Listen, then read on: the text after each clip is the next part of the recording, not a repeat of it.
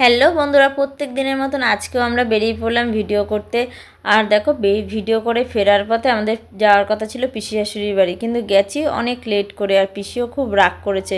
আর যাওয়ার কারণটাও আছে, তোমাদেরকে সমস্ত কিছু ভিডিওর মাধ্যমে দেখাবো কেন পিসি বাড়িতে যেতে এতটা আমাদের দেরি হচ্ছে। আমি কোথায় বসবো? তোরা সব বসেছিস ওখানে। তা আমার জায়গাটা রাখ।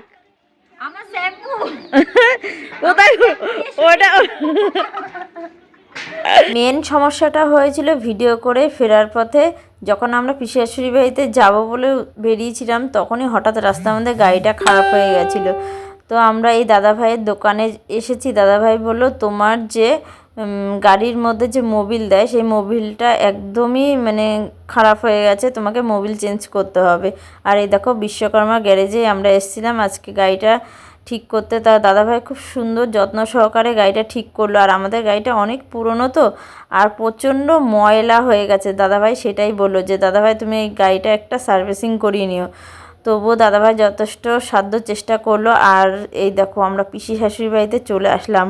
অনেকটাই লেট হয়ে গেছে। পিসি তো ভীষণ বকবে, আর বকাও খেয়েছি আজকে। দুপুরবেলায় পুজো হয়েছে, আমরা এসেছি সন্ধেবেলা। ওই দেখো পিসি আর সবার বাড়ি বাড়ি প্রসাদ দিয়ে ফিরছে, সবার বাড়িতে প্রসাদ দিয়েছে। আর বাইরে কাঠের উনুনেই পিসিদের এখানে রান্না করে পিসিরা।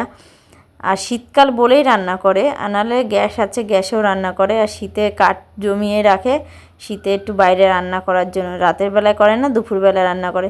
তো তোমাদেরকে পরের ভিডিওতে পুরো পিসি বাড়িটা পুরো ঘুরিয়ে দেখাবো। আজকে জাস্ট এইটুকুই আমি ভিডিও করলাম, কারণ হচ্ছে ভিডিওটা অনেকটাই বড় হয়ে যাবে পুরোটা দেখাতে গেলে। এর জন্য নেক্সট ভিডিওতে তোমাদেরকে পুরো পিসি বাড়িটা পুরোটা ঘুরে দেখাবো।